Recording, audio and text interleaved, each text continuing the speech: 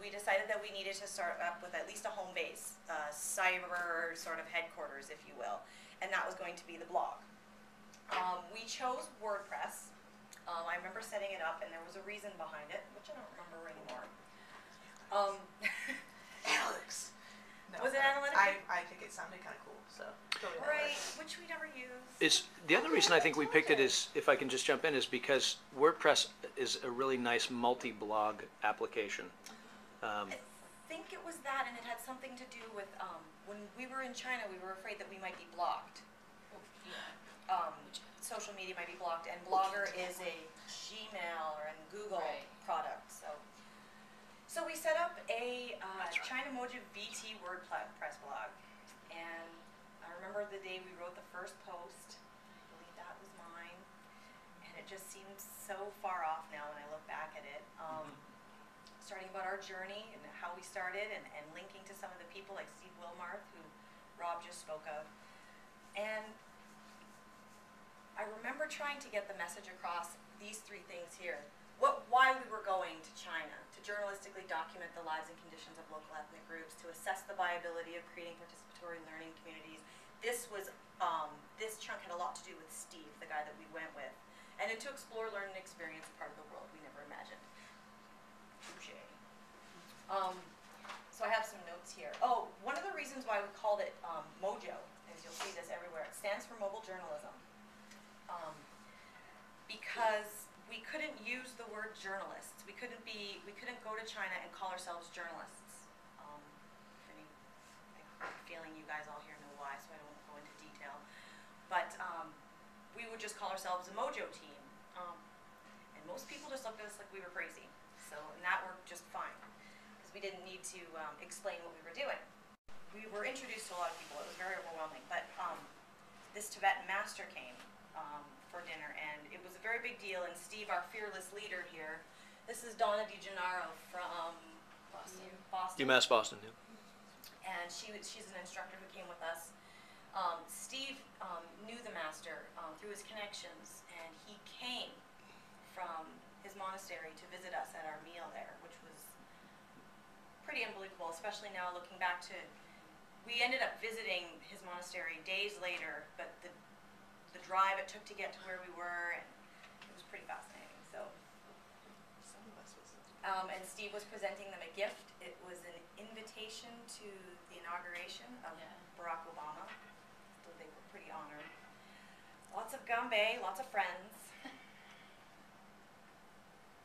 There's these strange outdoor exercise parks, fields of golden flowers, and it was her most favorite thing about the area. And we got out there, and the flowers weren't in bloom, and it was really like overcast and rainy, and we weren't really. And then we got out of our vehicles, and these people came from everywhere with their horses and their yaks, and they just wanted us to.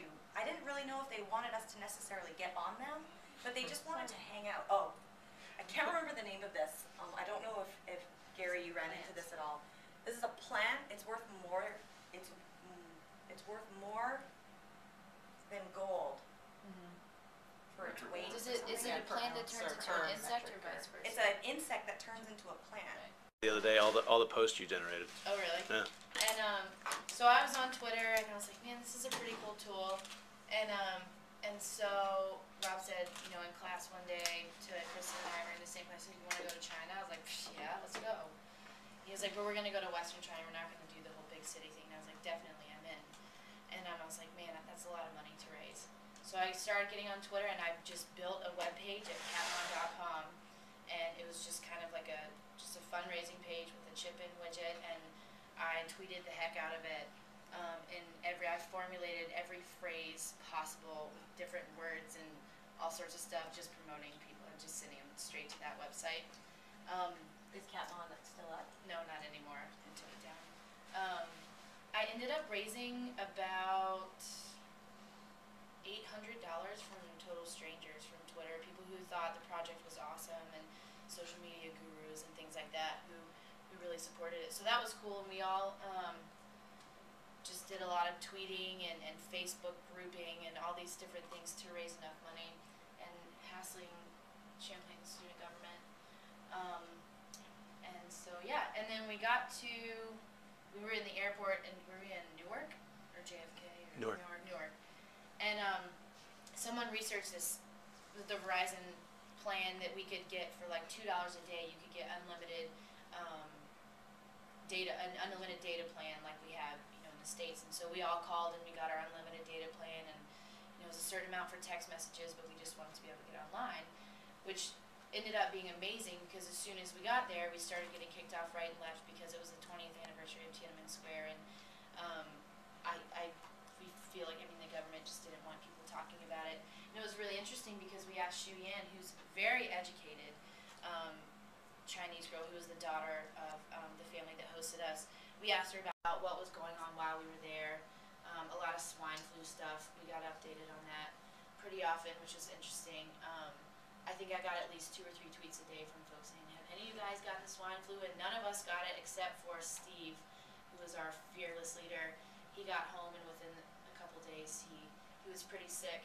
And we found out later that there was a little boy from New York who was on our flight who had it, and his mom popped a bunch of pills and got his fever down, and we got through, so we weren't quarantined for 2 weeks in Beijing, which was awesome because that was the duration of our entire trip. So it was while we were there, we were exhausted, and we were trying to do our best to use social media, and then it was a lot more interesting when I got home to see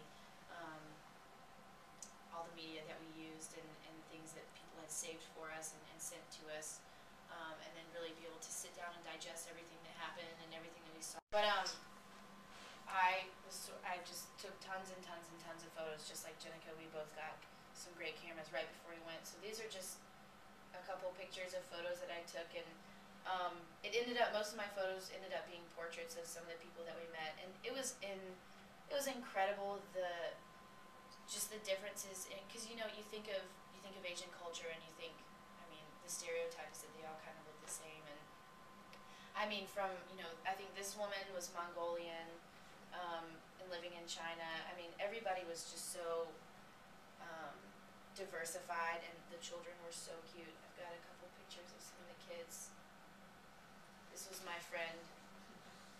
We couldn't communicate whatsoever, but I just gave him lots of hugs and candy, and we became friends. This was one of the members of, I guess, the Chinese mafioso. One of our drivers. One of our drivers. We were escorted everywhere. I think we all had the notion that we were going to be sleeping in tents and different things on dirt floors, and we were in the best hotels in every city that we went to. And we would go one day from seeing people begging in the street and trying to get us to ride their yaks for just 5 yuan, and to staying in these hotels and being escorted around and eating like kings and queens. We were stuffed. I had no idea what a food culture China was. It was incredible. Just a couple more pictures of some of the people that we met. So Awesome. yeah. Video. I graduated from Champlain College in August. I'm one of those special people. And as a mass communication major. And through that I have a bit of PR, and I have a bit of video communication. And I love both of them equally. Just my favorite children. Both of them are equal. Different but equal. And when Rob brought up this whole concept of China, I was like, oh, China. He said, put your name on a list. Okay, do that. Not a problem. Then he starts acting like we're actually going to China. And I said, wow, okay, I went to Canada about this many times in my life. Let's see what happens here. So what can I offer to this thing? Because China is expensive. Despite the fact that you get, what, $7 per yuan. It's great once you get over there. It's fine. But getting there is a bit of a problem. I think we had to pony up about $2,000 just to go over. Personal funds. And, most of us don't have that. So one of the first things I knew what we had to do, we had to get a video out there. And Jenica had this fantastic idea of doing one of those whiteboard things that you see on Sunday morning shows where you're like, okay, this is the world, it's round, that type of deal. Because we need to express the concept that we're in Vermont at Champlain College. We want to go to China. Do you understand how far away that is? Do you understand how needy we are? So in my mind, our China adventure started with video and ended with video. And I'm going to show you the beginning of that, some of the middle as we're going through, and then the very end of what came of some of this stuff. This was what I wanted.